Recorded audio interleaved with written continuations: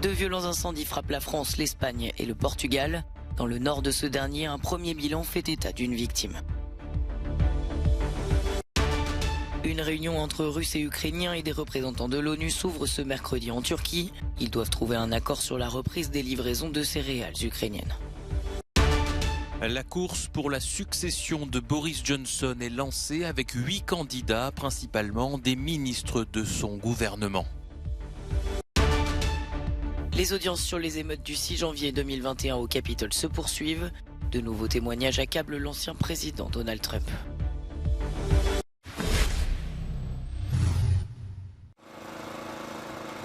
Le Portugal suffoque, une nouvelle fois en proie à de violents feux de forêt. Un bilan provisoire fait état d'une victime dans la région d'Aveiro dans le nord. C'est toutefois le centre du pays qui est le plus touché par les incendies. Plus de 2500 hectares étaient ravagés ce mardi, forçant l'évacuation de centaines d'habitants. Depuis ce week-end, 5 foyers mobilisent plus d'1 millier de pompiers dans plusieurs villages portugais, les flammes étant attisées par des vents violents et des températures caniculaires. Des conditions météorologiques qui rendent les incendies incontrôlables ici aussi à Montsagro en Espagne. Selon le gouvernement espagnol, depuis le mois de janvier, plus de 70 300 hectares de forêt sont partis en fumée dans le pays.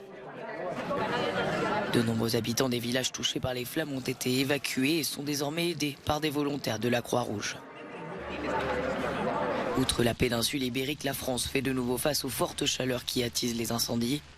Dans la région de Bordeaux, 2 feux ont déjà brûlé 1200 hectares de forêt et provoqué l'évacuation préventive de plus de 6500 personnes, notamment près du site touristique de la dune du Pilat. Depuis ce mardi, 7 départements du sud de la France ont été placés en vigilance orange canicule.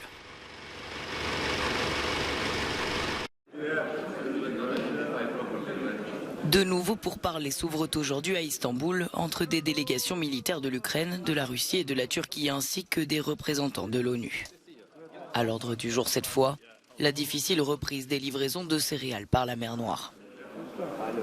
Depuis le mois de février, le pays a du mal à exporter des marchandises, nombre de ses ports étant bloqués en raison de l'invasion russe.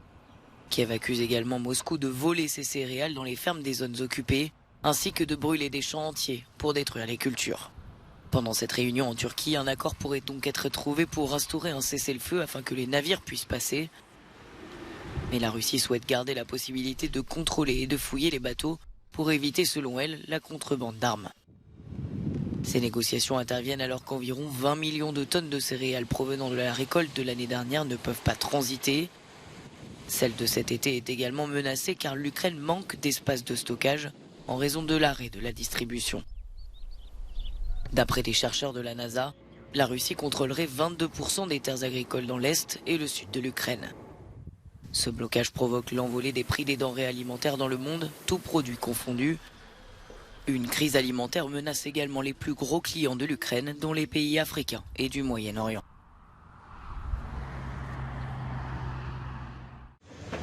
La course vers Downing Street est officiellement lancée et ils sont 8 candidats conservateurs à tenter de succéder au Premier ministre Boris Johnson. Mardi matin, ils étaient encore 11 à être candidats, mais 3 d'entre eux se sont désistés à mesure que la clôture du dépôt des candidatures approchait. Sans surprise, l'ex-ministre des Finances Rishi Sunak, l'ancienne ministre de la Défense Penny Mordaunt et la chef de la diplomatie, Liz Truss, ont obtenu sans problème les 20 soutiens nécessaires pour être officiellement candidats à la tête du Parti conservateur. Ils vont devoir rallier à leur cause 30 députés ce mercredi s'ils veulent passer le premier tour du vote. Un deuxième tour est prévu jeudi, l'objectif étant de n'avoir plus que 2 candidats avant les vacances parlementaires le 22 juillet.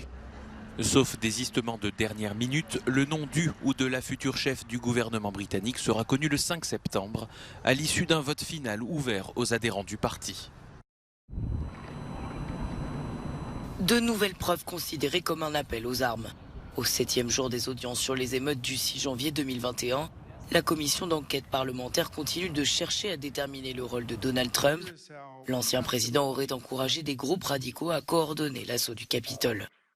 Le témoignage d'un ancien conseiller de la Maison-Blanche a permis de préciser les détails d'une réunion agitée en décembre entre Trump et des conseillers qui avançaient des théories complotistes sur l'élection. Michael Flynn m'a traité de lâcheur. Il n'arrêtait pas de se lever, de se retourner et de me crier dessus. Depuis le début, je n'en pouvais plus. Alors j'ai aussi crié, soit tu viens, soit tu retournes poser tes fesses.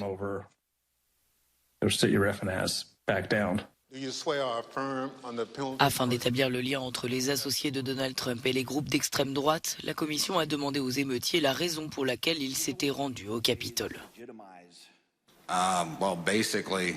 Eh bien, vous savez, le président a ému tout le monde. Il a dit à tout le monde de descendre. Donc nous avons juste fait ce qu'il a dit.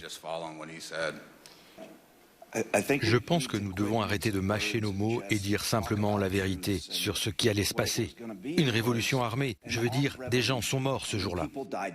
De son côté, Donald Trump considère que le comité dirigé par les démocrates est illégal et l'a qualifié de tribunal kangourou. L'attaque du Capitole, qui faisait suite à un discours prononcé par l'ancien président lors d'un rassemblement devant la Maison-Blanche, a blessé plus de 140 policiers et fait plusieurs morts. Sommes-nous définitivement arrivés à la fin du procès du 13 novembre? Le procureur général de Paris a annoncé ce mardi que Salah Abdeslam ne fera pas appel de sa condamnation comme aucun autre des condamnés du procès. Mais pour Arthur Desnouveau, président de l'association de victimes Life for Paris, le long marathon judiciaire n'est peut-être pas totalement fini. Oui, le fait qu'il n'y ait pas eu d'appel représente quasiment la fin de ce marathon judiciaire, représente d'ailleurs peut-être la fin de ce marathon. En revanche, parmi les 20 accusés, il y en a un qui était jugé en son absence alors qu'il est retenu dans une prison en Turquie. Et à son retour en France, il pourra demander un nouveau procès et éventuellement, après cet éventuel nouveau procès, un procès en appel. Ce sera beaucoup plus modique, mais finalement, on ne peut pas dire que le dossier du 13 novembre a été jugé dans son intégralité au jour d'aujourd'hui. Un autre procès historique débutera en septembre à Paris. 6 ans après l'attentat du 14 juillet à Nice, les parties civiles se préparent à vivre le même parcours qu'Arthur Desnouveau, qui délivre ses conseils pour aborder ce long marathon judiciaire. Moi, je conseillerais aux victimes et à leurs proches d'aborder ce procès avec toute l'humilité possible. Ça vous transforme, ça vous chahute, c'est très difficile. Mais j'ai l'impression que c'est un processus qui en vaut le coup. Mais donc je conseillerais aux familles de Nice de s'approprier ce procès, de faire en sorte d'en être des acteurs de premier plan et de laisser personne se substituer à eux dans leurs demandes et dans leurs envies. Le 13 novembre 2015, une série d'attentats simultanés ont été perpétrés à Paris et à Saint-Denis. Ces attaques, qui ont traumatisé tout un pays, ont fait 130 morts et plus de 400 blessés. Le 14 juillet 2016, la France a été à nouveau frappée par un attentat islamiste. Un conducteur a foncé avec un camion bélier sur la promenade des Anglais à Nice, tuant 86 personnes. Twitter a finalement décidé de poursuivre Elon Musk en justice après sa décision de retirer son offre d'achat sur le géant des réseaux sociaux. Le milliardaire est accusé d'avoir avancé des arguments de mauvaise foi et d'avoir mené des attaques publiques et trompeuses contre l'entreprise de San Francisco. Le bras de fer juridique pourrait durer des années. Le rachat de Twitter avait été évalué à 44 milliards de dollars.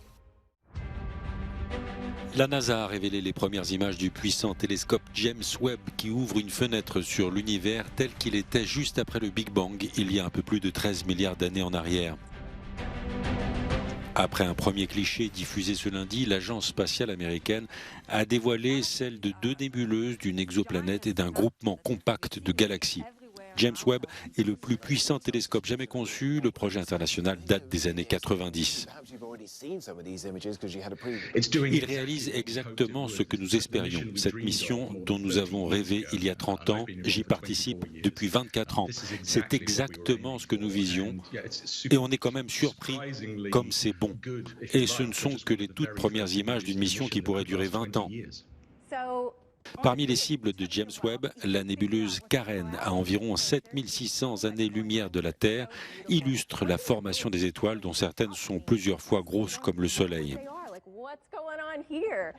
Ce ne sont que les premières images avant qu'on ouvre les vannes. Les vannes sont sur le point d'être ouvertes. Chaque jour qui passe, nous obtenons davantage d'informations. D'ici Noël, j'aurai 30 fois plus de données que nous n'en avons aujourd'hui.